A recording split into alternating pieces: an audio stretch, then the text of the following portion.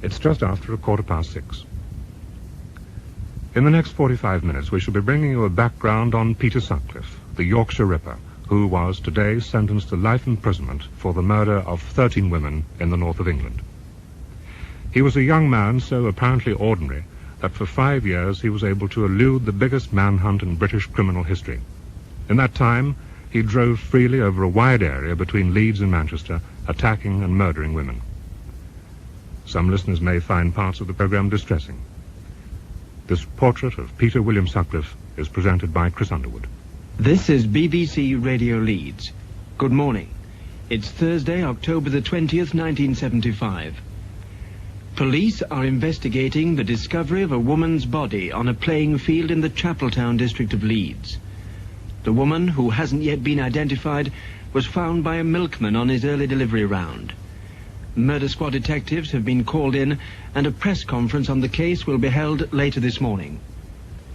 The broadcast you've just heard marked the first killing in a campaign of violence and death by a man who's been dubbed the Yorkshire Ripper. For more than 5 years, the Ripper brought terror to a number of towns and cities in the north of England. For more than 5 years, women were afraid to go out alone in case they became his next victim.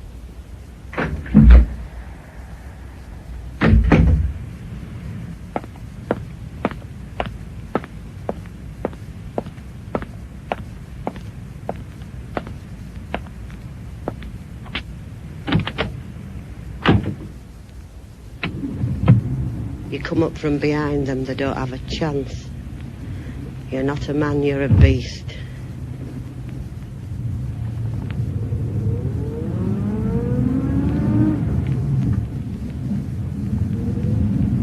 Oh, you can hit the headlines all right, but it's nothing to be proud of, the things that you do.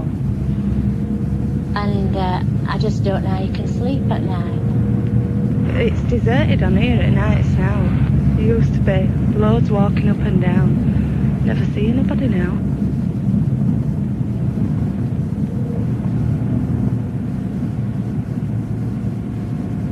I think you're probably a very inadequate person, certainly physically, and probably mentally too.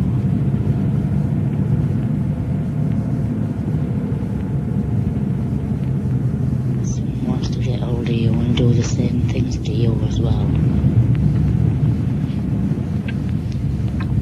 Which he might do if they come face to face with you. Now, I would think that he's probably a rather tall man. He's able to exert quite a lot of strength when he's committed these murders. Many people are looking for you, and they all hate you. I wonder who you think you are. Do you damn well think you're God or something? God give life, God taketh it away, not you.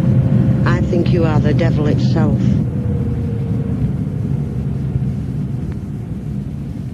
I was a prostitute then. And that night I was hustling as he left somebody's house. I couldn't tell you which house he left, but he left a house and he waved to somebody. As I approached him, he asked me if I was doing business, and I said yes. He didn't ask me how much, he said £5, so I said okay, and I got into the car then. He drove up Laypole Street onto Chapeltown Road. He only spoke about a few words, but he didn't say his name was Peter Sutcliffe. He told me he was Dave, and I told him to call me Susan. Then he took me to their place where I already knew the place, because I've used that place many times before. He pulled up. He spoke once, he just asked me to get in the back of the car, and I agreed. And as he got out of the car, I put my shoe back on, my left shoe, and then I got out of the car, and as I got out to the back door, he attacked me from the back. On the first blow I never felt. On the second and third, I felt it. I put my hands up to my head to more or less save my head, but I got injuries on my thumb and injuries on the back of my head. The voice of Marilyn Moore, now aged 29 and one of 7 women savagely attacked by the Ripper Peter Sutcliffe and left for dead. Unlike 13 other women, Marilyn recovered, but she still has nightmares about that night in December 4 years ago when she became the Ripper's 10th victim. Peter William Sutcliffe was born on June the 2nd, 1946. His mother Kathleen was a devout Roman Catholic. His father, John Sutcliffe, local singer and keen cricketer, still lives in the area where the family grew up, at Bingley, a West Yorkshire town 10 miles from Bradford. He was the eldest of the children. He was only a very tiny baby. He was only 5 pounds when he was born.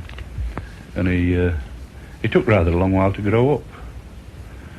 He wasn't slow by any means, but he could talk just as reasonably as you expect any child to talk, but he was very, very slow getting on his feet. He eventually practically learnt to walk by holding his mother's skirts and going round the house with her. And it was a habit that he clung to until he was about 4 or 5 years of age. Every time she moved, he used to grab her skirt and go after her. Peter Sutcliffe went to the Roman Catholic Manor Road School at Cottingley near Bingley. One of his teachers was Mr. Louis McGovern, now retired, who remembers him because he was such an unremarkable boy. All I can remember is that he was a very quiet, obedient, respectful boy. He never shone in any way, and I would simply say that he was of average intelligence, but very quiet and reserved. And he showed interest, but he was reluctant to take any vocal part. He didn't mix very well with the other children, because he never had the physical capacity to do so. As a kid, he was always a bit on the light side. You know, he couldn't stand a lot of bullying and pushing around. I know when he started school at first, my wife or myself would go down every afternoon during the afternoon break at school to see how he was getting on, and quite often find him with his back up against a buttress in the playground on the side of the school, sort of standing in the corner, watching the other kids running about. Used to worry me quite a bit. As a child then, Sutcliffe stood alone. But on reaching his late teens, he came out of his shell. After a series of short-lived jobs, he became a gravedigger and part-time mortuary attendant at Bingley Cemetery. According to friends and relatives, he loved his job and was deeply disappointed when he was sacked for bad timekeeping. His brother, Mick Sutcliffe, whose full story is to appear in the Daily Star newspaper, talks of Peter's physical strength.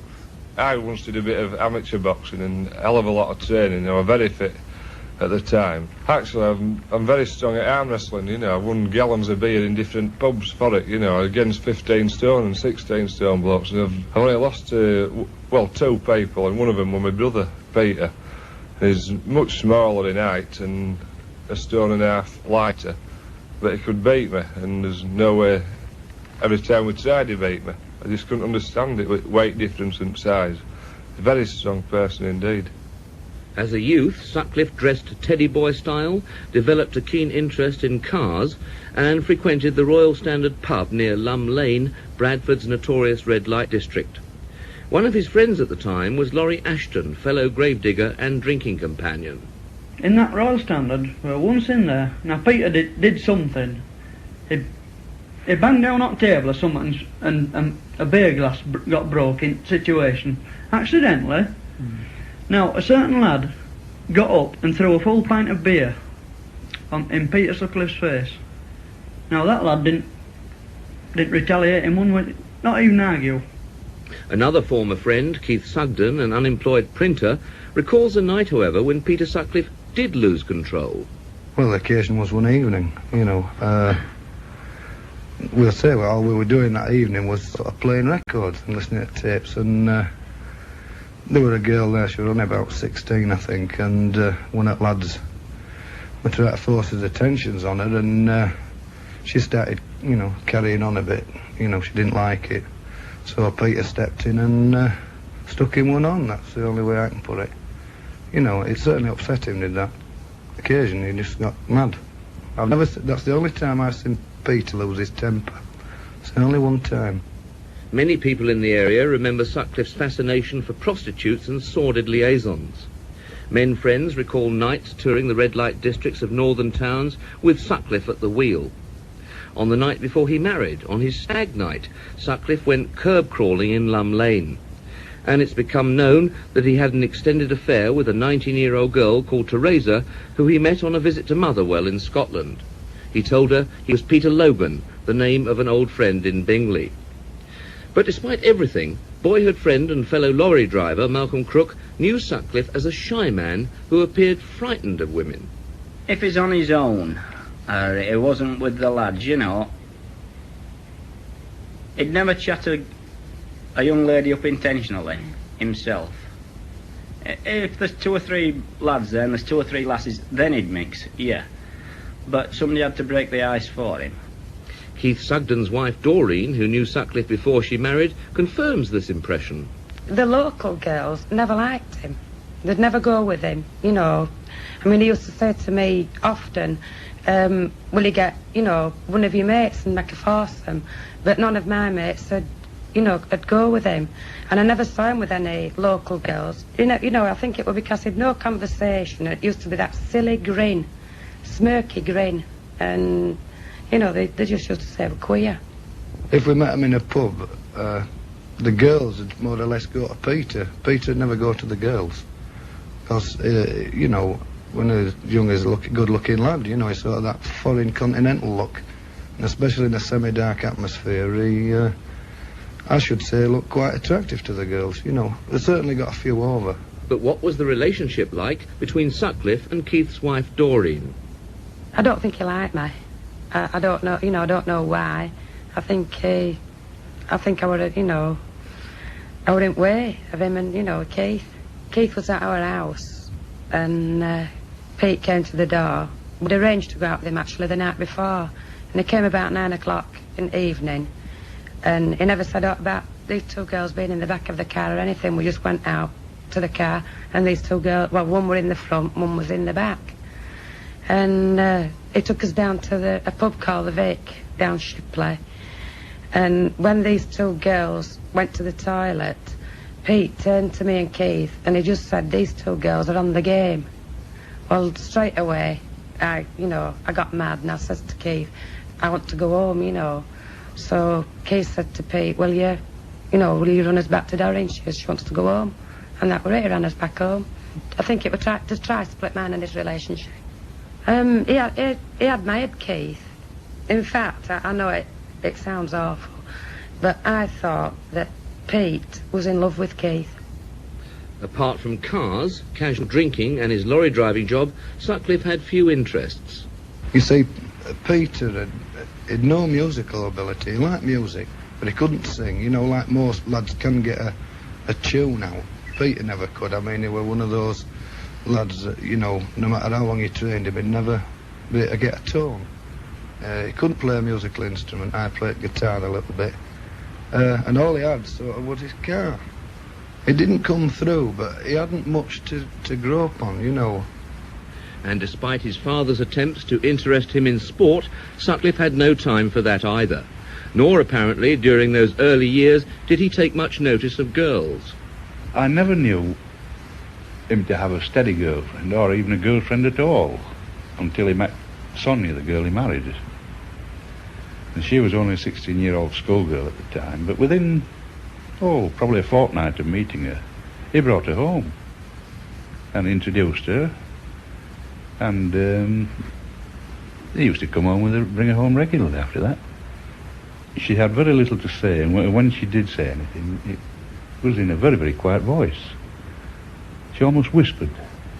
Peter Sutcliffe met Sonia Schirmer, daughter of Czechoslovakian parents, when she was a 16-year-old student.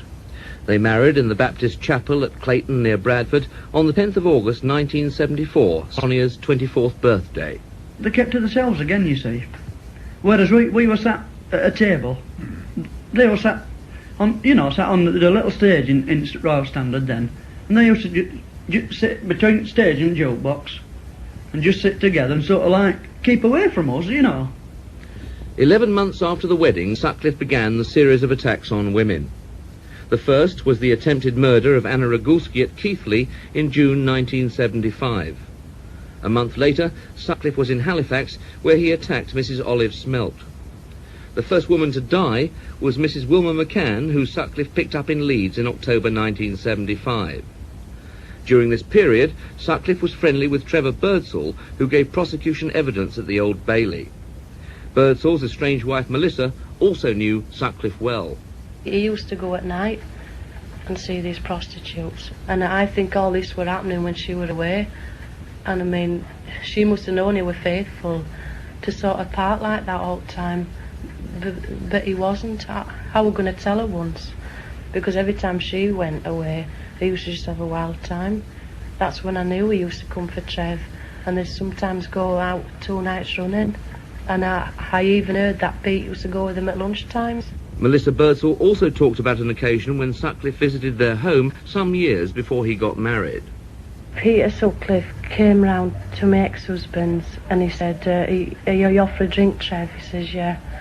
So it was that night, you know, they went to Halifax, and then something must have happened while they were out, because when my ex-husband came home that night, he said that, you know, they went to Halifax, and Peter Sutcliffe said he did a prostitute overhead with a stone in a sock.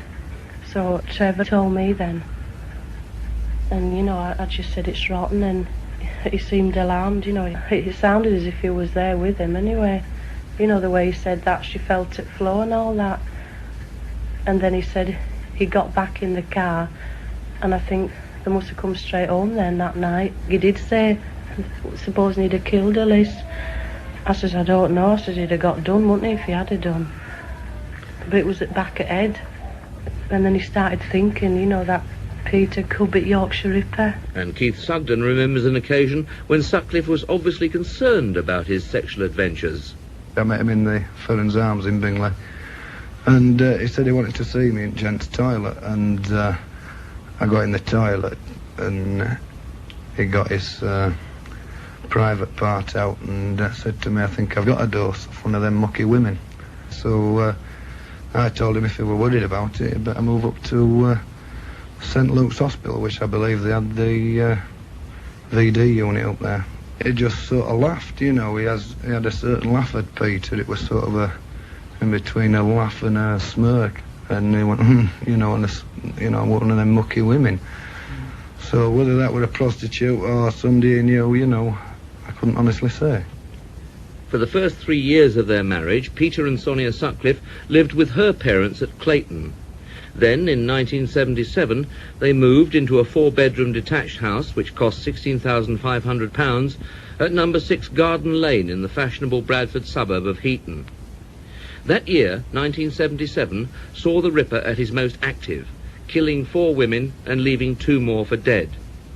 It became clear at the trial that Peter and Sonia's relationship was somewhat strained, but this was not altogether obvious to the rest of the family. The marriage was perfectly happy.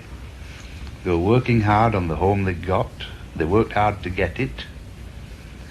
And it wasn't just a house, it was a home. They made it into a home. It was a beautiful place. And they'd done it all themselves. And there was no cause to think at all that there was any problems, if you like, between them.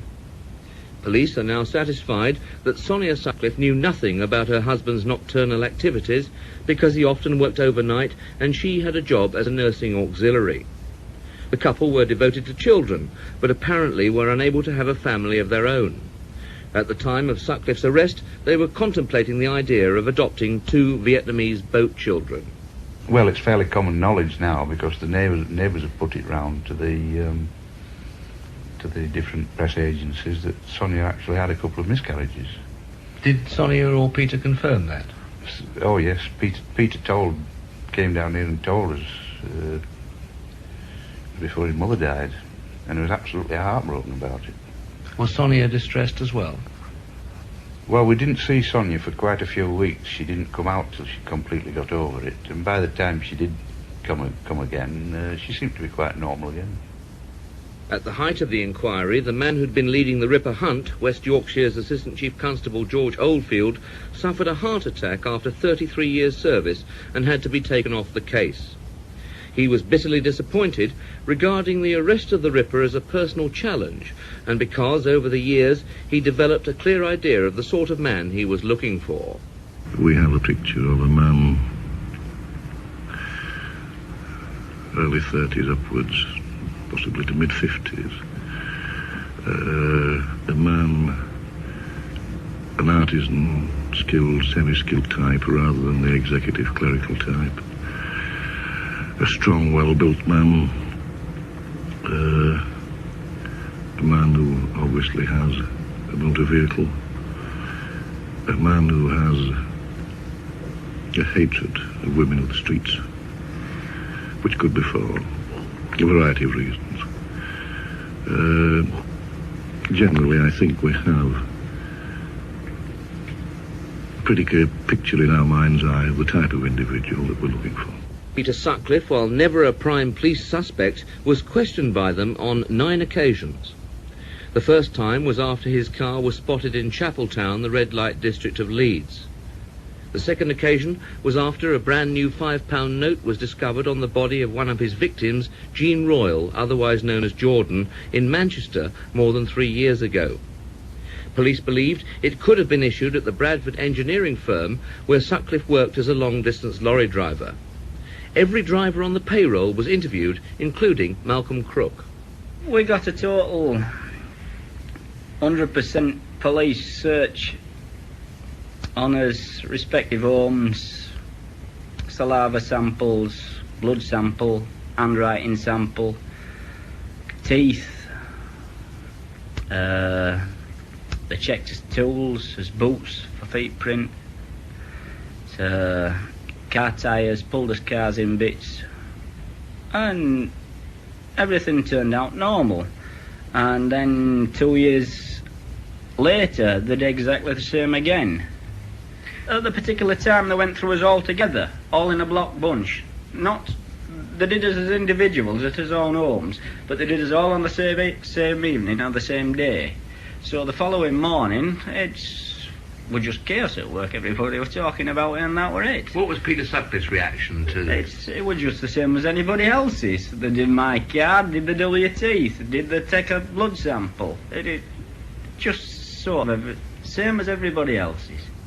Despite rigorous questioning, during constant visits from the police, Sutcliffe remained unshaken, and both he and his wife gave police alibis. The managing director of the firm, where Sutcliffe earned £140 a week, is Mr. William Clark, who remembers the £5 note inquiry. 4 or 5 firms in this area drew money from that bank on a certain date, and it went on from there, and they came in and they checked through everybody in the works to check on the money and also on where they were on certain days. That took about a week. After then, certain other things came in the handwriting, and they came in again, and we had to check all the dates over again. They went through all the handwriting again, and we had to write a certain sentence out, which actually didn't make sense, but obviously there were certain words in there that had to be reproduced. They then took Peter, was taken in for further questioning to the police station, was there for quite a considerable time. It's now clear that Sutcliffe realised his mistake over the £5 note and returned to Manchester, where the body of Jean Royal was still undiscovered. He wanted to trace her handbag and planned to decapitate the body in order to remove the Ripper's trademark, hammer blows to the skull. All this took place after a housewarming party at the new home in Garden Lane, Bradford. But Sutcliffe still managed to drive several relatives home before making a frantic dash across the Pennines to the murder spot. Assistant Chief Constable Jim Hobson, who took over from George Oldfield, explained why Sutcliffe was never high on the list of suspects. He was seen on several occasions. This was in connection with a murder inquiry in the Manchester area when a £5 note was found on one of the victims. And of course it was traced back to the Bradford and Bingley area. When he was seen on that occasion, it was only in relation to tracing money to the Yorkshire area. He wasn't seen as a suspect on those occasions, and he was one of 8,000 people at that time. On the second occasion he was seen, this was in connection with the inquiries that we had been doing in the West Yorkshire area and various other large cities outside this area. It feels fairly secure because both those inquiries, he was not really a suspect. We were looking for information, and therefore it would feel fairly secure. For nearly 3 years, the police were hunting the wrong man. This was because in March 1978, they received 3 letters and a tape recording from a man with a Sunderland or Newcastle accent claiming to be the Ripper. I'm Jack. I see you are still having no luck catching me. I have the greatest respect for you, George, but Lord, you are no nearer catching me now than 4 years ago when I started. Well, it's been nice chatting to you, George. Yours, Jack the Ripper. Hope you like the catchy tune at the end. Ha ha.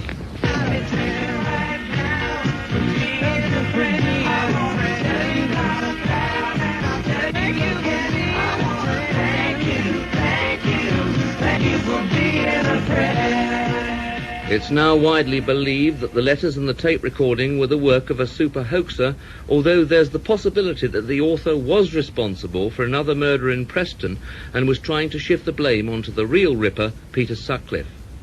But from a very early stage, Mr. Jack Windsor Lewis, a linguistics expert at Leeds University, was convinced that the police were on the wrong track.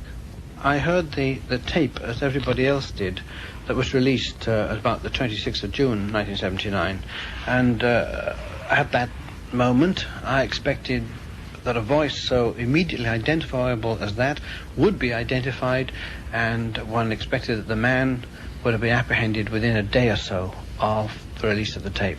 Well, it's quite impossible, I'm sure, that he wasn't immediately recognised by several people at least when the broadcast was made initially, but they immediately recognised that they'd heard somebody who could not possibly have committed any murders. So they immediately passed over him. They left him totally out of consideration. So why didn't the police accept his advice?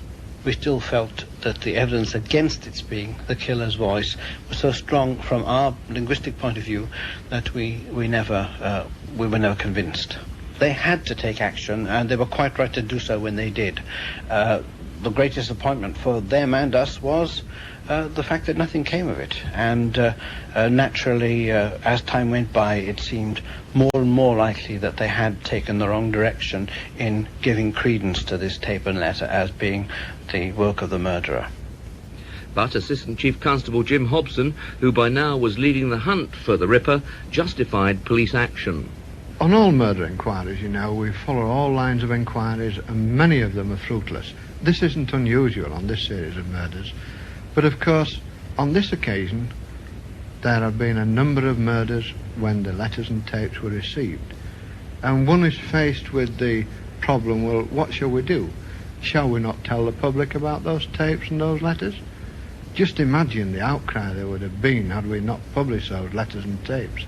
And the man responsible was in fact the author of those tapes.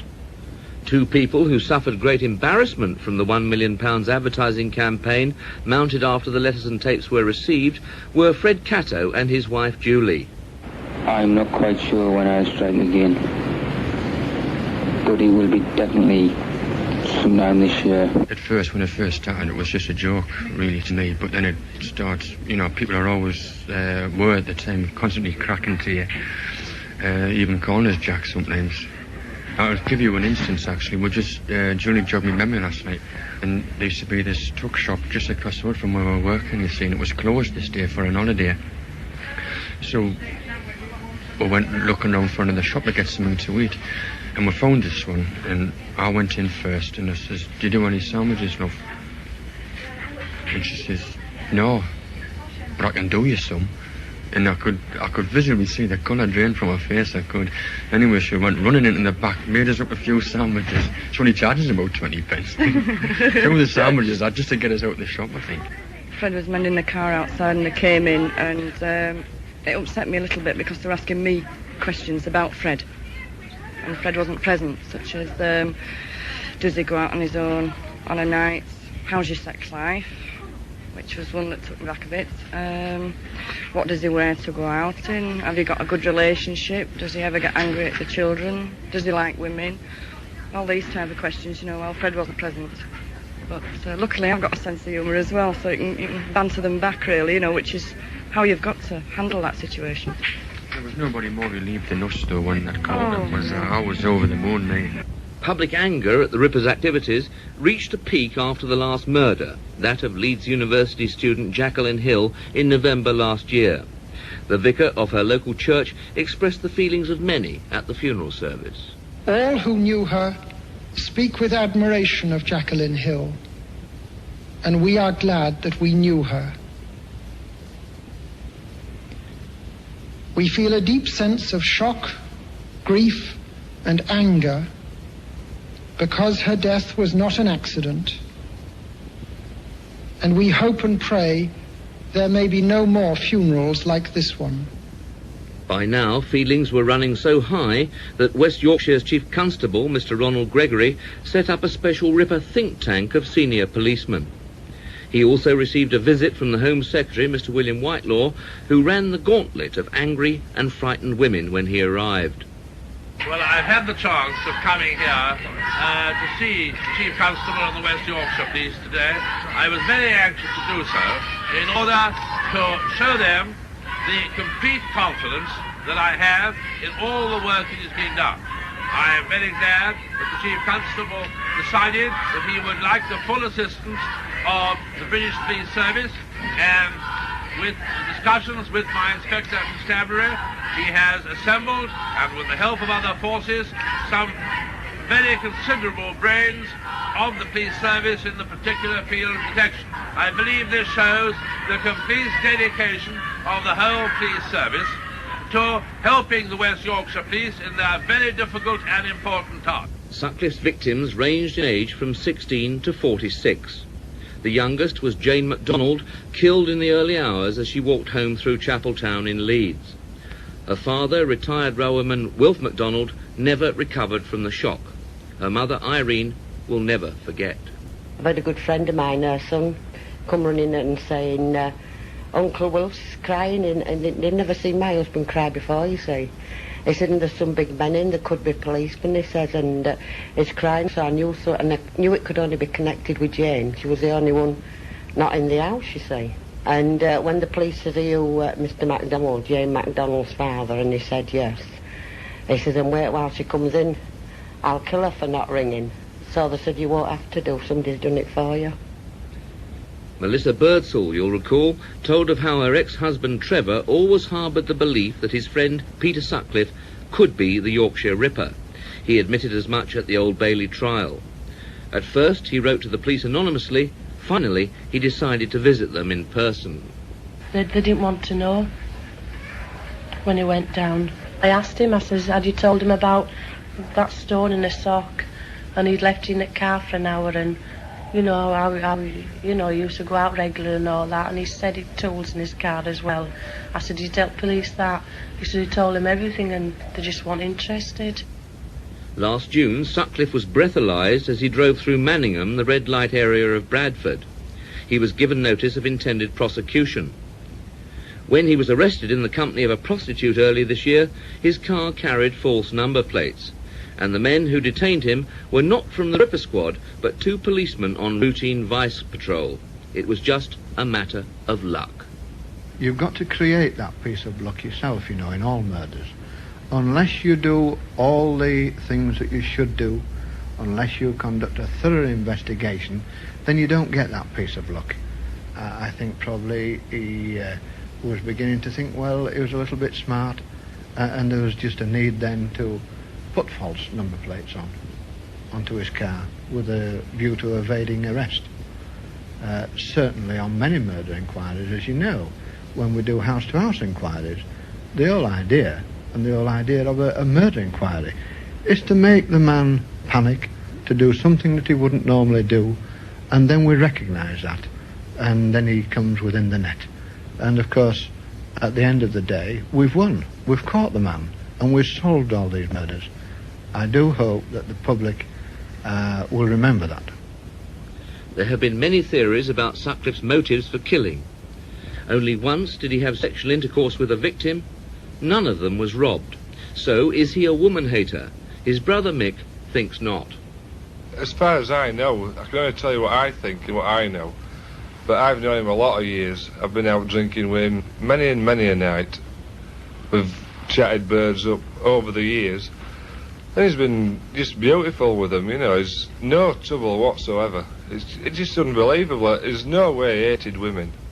No way at all in my mind. I said one or two things when I've been to visit him in jail, but I just can't say anything about that, you know. It's just between me and him is that, but you know, it's no excuse, no reason he's given me whatsoever when he's told me. I mean, I don't think he knows himself. I can't think of one instance, just not one instance, why.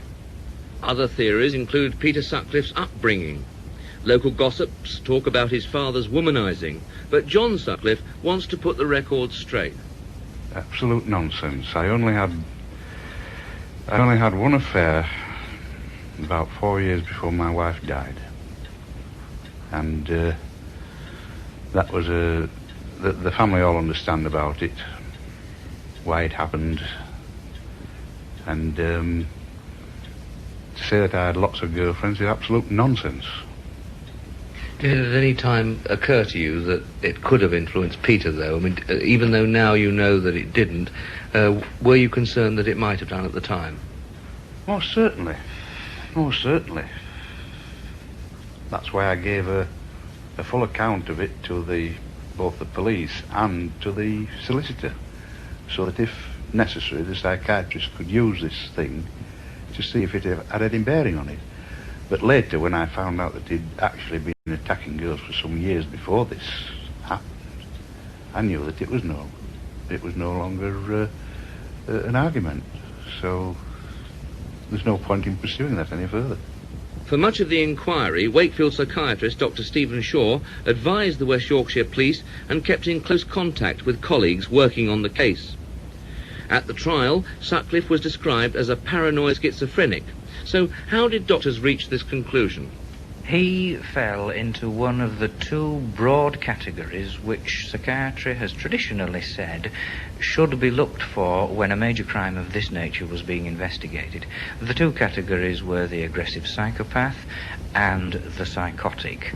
It is most commonly the aggressive psychopath who commits these offences, but now it is clear that Sutcliffe was psychotic. It's equally clear that we can add other adjectives to that and say that he was delusionally psychotic, and indeed that it was a suppressed delusional psychosis. Now, what do we mean by these terms? We mean that he suffered from a form of mental illness where his mind lost touch with reality. That, in effect, is the psychosis part of it. The delusional element means that his mind suddenly, perhaps more than 5 years ago, entertained a thought which became totally fixed and permanent in his mind, that he was being instructed by God to go out and murder prostitutes. Suppressed means that he simply had the capacity to keep this homicidal thought and the fact that he lost touch with reality at times a secret from everybody around him. This, therefore, would enable him from time to time to simply go out and murder a prostitute, to return home, and without making anybody aware of what he has done, carry on at his place of work as though nothing had happened. I asked Dr. Shaw then if he could say whether Sutcliffe was born with a mental disorder or whether his condition developed as he grew up. You have asked the $64,000 question in psychiatry. You have summed up the whole debate of, is a disorder such as this nature or nurture? Is it the way that people are brought up? Or is it in fact that these individuals simply have chemicals inside their brain where the mechanism has gone wrong? We, if I'm honest, don't know. There's a lot of research which indicates a genetic element to it, that it's inheritable disorder. There's also a lot of research in terms of the way children are brought up. People talk about schizophrenogenic mothers. It may be a combination of everything, but so far as I'm concerned, it is a chemically determined disorder of brain function. It's a queer subject when you know actually he is the Ripper, but when you've known him as a friend, biggest part of your life, to my mind, is still a friend. I'd go out with him tonight. Why? He's a friend, he's a very good friend. He's been good to me all my life. He's helped me out, fixed my cars. If you ever needed an hand where you couldn't, on your own, Peter would help you. If you ever needed a loan, if you'd got any money, Peter would help you. He'd do anything for you. You don't know what turns a fellow that way or what causes him to do it. But I'd trust him with my daughters, my own daughters, and the person I know. In spite of everything he's done, in spite of what he has become, he's still my son. And I'm going to have to live with this the rest of my life. I'm not condoning what he's done. I'm not defending him in any way. Whatever punishment he's got, he'll have to bear with it. He knows that himself. But no way am I going to desert him. I'm not going to write him off. I want to remember the lad as he was. The fact that these things have happened is always, of course, going to be in the back of our minds. We shall never forget all the trauma of this thing, and the victims and their relatives. We shall always, I'm sure, have the deepest sympathy with all of them, whoever they are, wherever they may be. It's a terrible thing to have to bear. It's a terrible thing to have to live with. But we've got to live with it. We've got to learn to live with it. My husband had to identify Jane, you see. And I think that was the last straw. When he got back from the mortuary, he just collapsed and to get the doctor in. And after that, the doctor was coming 3 times a day for about a month. And then every day for about 2 months after that to give him injections. The nervous system hadn't been able to take it, and it brought bronchial asthma on. And it was bronchial asthma, And he never looked up no more after that. He never went no further than the garden.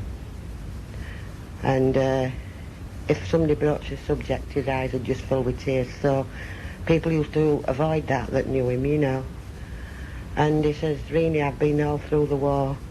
He says, but when you look at your own flesh and blood on a slab like that, he says, it's just different. And he used to be a good sketcher, and I used to pick papers up where he'd sketch Jane. As it would and it really was a big obsession that he'd lived to see this man caught, but he died. Wilf MacDonald died of a broken heart, one of the many innocent victims to suffer indirectly at the hands of the Yorkshire Ripper. And to echo the words of his father, Peter Sutcliffe has got to learn to live with that. He's got to learn to live with the fact that he killed 13 women and destroyed the lives of 7 others, the victims who suffered terrible injuries but nevertheless recovered. He's got to learn to live with the fact that for more than 5 years he terrorised, brutalised and degraded a number of northern towns and cities where he wielded the hammer and the knife. He's got to learn to live with the fact that he rendered 23 children motherless, that he cost the nation £4 million and 5 million hours of police time, that a well-liked and respected police officer suffered 2 heart attacks at the peak of a distinguished career, and that the people of West Yorkshire are even now still recovering from the way in which the Ripper caused a traumatic and dramatic change in their everyday lives. The doctors have had their say, the jury have made their decision, but in the opinion of another leading psychiatrist, it will be many years yet, and medical science will be much more advanced, before we even begin to understand what really went on in the dark mind of Peter Sutcliffe, the man history will remember as the Yorkshire Ripper. That was a radio news production. Presenter Chris Underwood, producer Ian Anthony.